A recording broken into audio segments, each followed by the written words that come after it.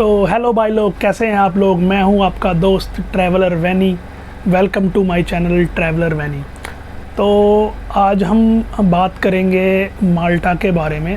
तो मैं आपको कुछ ऐसी बातें बताऊंगा जो शायद आपको अच्छी ना भी लगें, लेकिन ये सच है।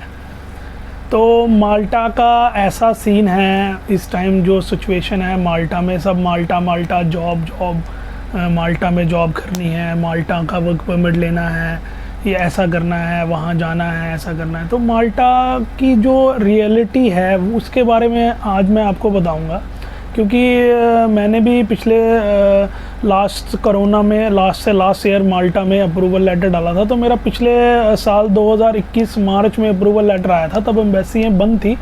तो मैंने अक्टूबर में अप्लाई किया था। उस टाइम वो मेरा जो अप्रूवल लेटर था वो एक्सपायर होना ही वाला था। जब मैंने डेट ली तब नहीं था। जब मैं VFS गया तब मेरा एक्सपायर हो चुका था। उसके बाद आपने अगर मेरी पुरानी वीडियो नहीं देखी है तो उसमें देख लीजिए, मेरा रिफ्यूज़ल आ गया था वर्क परमिट पे। तो उसके बाद मैंने दोबारा ट्राई की थी, तो मेरे पास इतने पैसे नहीं थे। तो मुझे कंपनी ने बोला कि आप दो तीन लड़के और करके दें, तो आपको थोड़ी कंसेशन मिल जाएगी इसमें। तो मैंने उस टाइम कुछ एड्स भी डाली थी कि माल्टा के वर्क परमिट के बारे में ऐसा कुछ। तो मुझे काफ़ी सारी कॉल्स आई थी, क्योरीज आई थी। इवन मुझे माल्टा से भी ही क्योरीज आई थी। जो माल्टा में लोग रह रहे हैं वो अपने इधर से किसी रिश्तेदार को बुलाना चाहते हैं, तो उनका माल्टा में भी कोई नहीं सुनता। तो वो जिस कंपनी से मैंने अप्लाई किया था वो उस कंपनी में भी गए, तो उन्होंने कहा जी हम यहाँ से प्रोसेस नहीं कर सकते, हम इंडिया से ही प्रोसेस कर सकते हैं। जो इंडियाज़ में हमारे एजेंट्स या हमारे एम्प्लॉयज़ बैठे हैं, हम उन्हीं से प्रोसेस कर सकते हैं। तो हम डिलीवरी बॉय के बारे में आज बात करेंगे। तो डिलीवरी बॉय का माल्टा में ये सीन है, 2.2 यूरो पर डिलीवरी उनको पेमेंट मिलती है। जैसे कि अब आप बोलोगे कि ऐसा कैसे होता है कि हमने सुना है जी 4 यूरो मिलती है या 5 यूरो मिलती है। तो हाँ, सच है, 4 यूरो 5 यूरो मिलती है। लेकिन अगर आप डायरेक्ट कंपनी में अप्लाई करते हैं तो डायरेक्ट कंपनी रखती नहीं है, ये सच्चाई है। फॉरेनर्स को डायरेक्ट कंपनी रखती नहीं है। हाँ, जो वहाँ पर रह रहे हैं उनको शायद डायरेक्ट कंपनी हायर कर सके, लेकिन जो डायरेक्टली लगेगा उसको अपनी ही स्कूटी होनी चाहिए और अपना ही पेट्रोल होना चाहिए। तो 3,000-4,000 यूरो की वहाँ पर स्कूटी आती है। सस्ती भी नहीं है। पहले स्कूटी लेनी है, फिर उसका इंश्योरेंस कराना है, फिर और बड़ी सारी फॉर्मेलिटीज़ होती हैं जो आपको पूरी करनी है।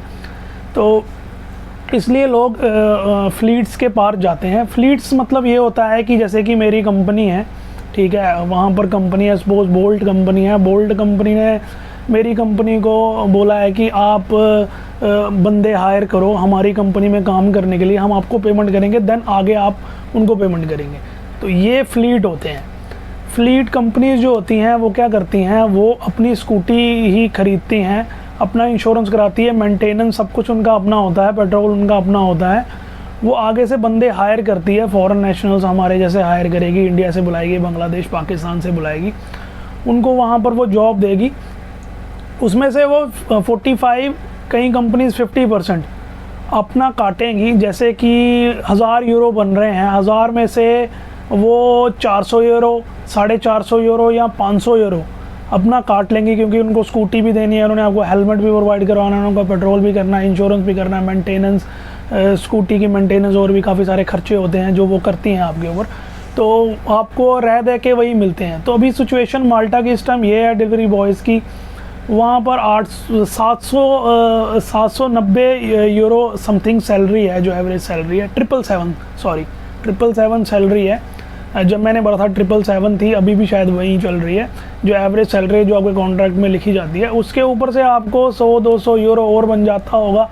तो बन के उसमें से आपको वो पेमेंट जो होती है वो सीधे ही जो आपका फ्लीट है, फ्लीट मीन्स के जिन्होंने आपको हायर किया है उनके पास चली जाती है, आपको नहीं मिलती। तो वो आपको मंथली उसमें से डिडक्ट करके जितनी आपकी पेमेंट बनी होगी 400, 500, 600 वो आपको दे देते हैं। तो बस ऐसा है माल्टा का हाल। तो वाइट कॉलर जॉब वहाँ पर गेमिंग्स की हैं, वेब डेवलपर्स जो होते हैं, वेबसाइट जो बनाते हैं उनकी है। गेमर्स की आई गेमिंग वहाँ चलती है। आई गेमिंग हो गया जैसे 3 पत्ती, ये ऐसी गेम्स होती हैं जो इनको आई गेमिंग बोलते हैं। तो ये ऐसी जॉब्स हैं, लेकिन वो काफ़ी हाई प्रोफाइल जॉब्स हैं, उसके लिए काफ़ी एक्सपीरियंस मांगते हैं। तो हम जैसे लोग ढूंढते हैं डिलीवरी की जॉब मिल जाए, रेस्टोरेंट्स मिल जाए, शेफ़ मिल जाए, हाँ शेफ़ के लिए अच्छी जॉब्स हैं वहाँ पर, लेकिन बात वहीं आती है ना, आप डायरेक्टली अप्लाई नहीं कर सकते। आपको यहाँ किसी ना किसी एजेंट के चक्कर में फंसना पड़ता है। फिर एजेंट आपको सच बोलता है, झूठ बोलता है, क्या कहानियाँ सुनाता है, कुछ तो फेक भी होते हैं, कुछ ओरिजिनल भी होते हैं। अगर आपको डायरेक्ट कंपनी है, जैसे कि वहाँ की कोई कंपनी, जैसे कि मुझे मिली थी, वहाँ की एक कंपनी थी जो मुझे मिली थी, तो आपको भी कोई कंपनी ऐसी मिल जाती है तो आप उसमें अप्लाई करते हैं। तो अप्लाई करने में आप लगा के चलिए 4 महीने का टाइम तो होता ही है मैक्सिमम। 4 महीने के अंदर अंदर, किसी का महीने 2 महीने, कंपनी में डिपेंड होता है। जब वो आपकी सबमिशन करेंगे आपको एक मेल आ जाएगी, आइडेंटिटी माल्टा से आपको एक मेल आ जाएगी, क्योंकि आपकी मेल आईडी दी जाती है। सबसे पहले तो आप समझ लीजिए कि सिस्टम चलता कैसे है। जैसे ही आप किसी कंपनी के साथ कांटेक्ट किया कि हाँ जी वो आपके डॉक्यूमेंट्स मांगेंगे, आपने डॉक्यूमेंट दे दिए, फिर आपको फिर आपका C5 फॉर्म होता है जो वो भरते हैं। C5 फॉर्म जैसे ही भरेंगे तो वो आइडेंटिटी माल्टा में आपके बिहाफ पे वहाँ पर एप्लीकेशन आपकी सबमिट करवाएंगे। आइडेंटिटी माल्टा से एक मेल आएगी जो आपकी मेल आईडी पे आएगी। याद रखिए, अगर वो मेल नहीं आई तो सारा प्रोसेस फेक है। मेल आपकी आईडी पे आएगी, देन उस मेल पे आपकी डिटेल्स होंगी, उसको चेक करना है, उसको पेमेंट करनी है। पेमेंट अगर आपने करनी है तो आप अपने कार्ड से कर सकते हैं। अगर वो जिस कंपनी से आपने किया वो बोलते हैं हम करेंगे, तो सिंपली वो मेल उठा के उनको फॉरवर्ड कर दीजिए, वहाँ पर लिंक होता है, वो आपकी पेमेंट कर देंगे। सबमिशन की मेल फिर से आएगी, 2 बार मेल आएगी। फिर आप ऑनलाइन इसकी प्रोसेस भी चेक कर सकते हैं। उनको मेल कर लीजिए आइडेंटिटी माल्टा को, आपका एप्लीकेशन नंबर लिख के कि अब मेरी प्रोसेस कहाँ तक पहुँची है, या ऑनलाइन आइडेंटिटी माल्टा की वेबसाइट पे अपनी एप्लीकेशन नंबर और अपना डेट ऑफ बर्थ डाल के आप चेक कर सकते हैं। ईजी होता है, तो उधर पर सारा प्रोसेस होता है। उसके सबमिशन के बाद जैसे ही आपका जो अप्रूवल लेटर आएगा वो आपकी मेल आईडी पे आएगा, एक कंपनी की मेल आईडी पे आएगा, एक आपकी आएगा। अगर वो भी नहीं आया तो पहले तो प्रोसेस में अगर आपको कोई मेल ही नहीं आई तो समझ लीजिए सारा प्रोसेस फेक है।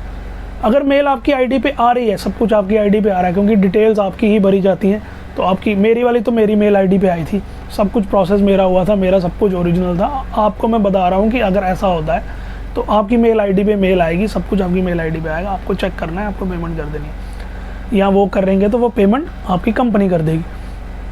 आपको पहले ये ध्यान रखना है। फिर उसके बाद जब अप्रूवल लेटर आता है उसके नीचे एक कोड होता है, कोड आपको वहाँ पर डाल के चेक करना है। आइडेंटिटी माल्टा लिंक होता है उसके नीचे, उस लिंक पे डाल के चेक करना है कि आप ही का अप्रूवल लेटर है या किसी और का है। ठीक है, अगर आपको मेल आई तो वो डेफिनेटली आपका ही होगा। फिर उसके बाद जाके वीज़ा प्रोसेस शुरू होता है।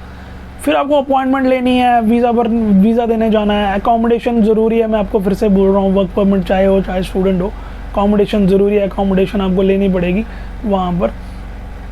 तो ये सारा प्रोसेस होता है। उसके बाद जब वीज़ा लगने के बाद आप माल्टा जाते हैं तो माल्टा में वही सिचुएशन है, जो फ्लीट कंपनीज़ हैं वो 2.2 यूरो ही आपको पर डिलीवरी देती हैं, और डिलीवरीज़ आपको मैं बताऊं इस टाइम पे कुछ खास नहीं आ रही हैं।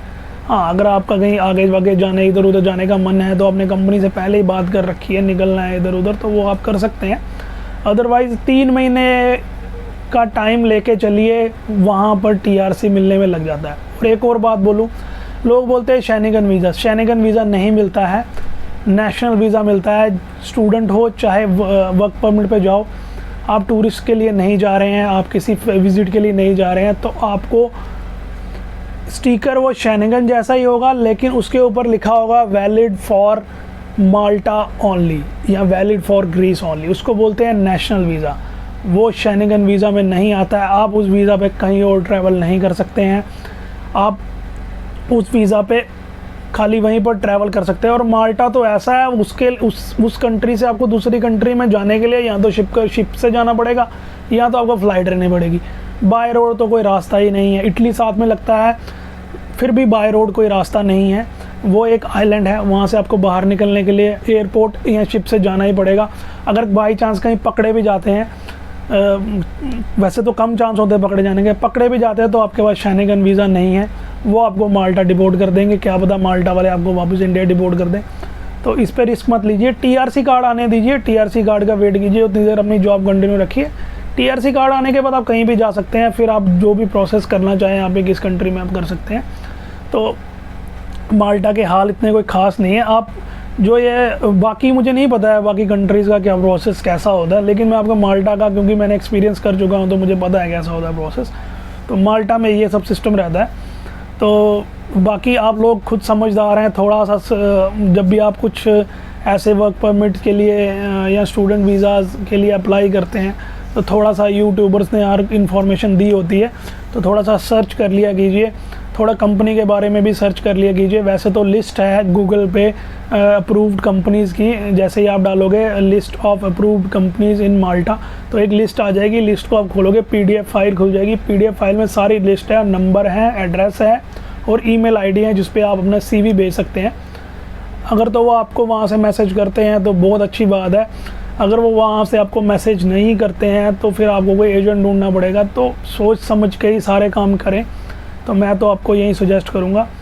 बाकी मैं तो यही कहूँगा कि अच्छे से रिसर्च करके ही कोई काम हाथ में लीजिए, और अगर और भी कोई इन्फॉर्मेशन होगी तो मैं आपके लिए ज़रूर लेके आऊँगा। तब तक के लिए मुझे इजाज़त दीजिए, बाय बाय।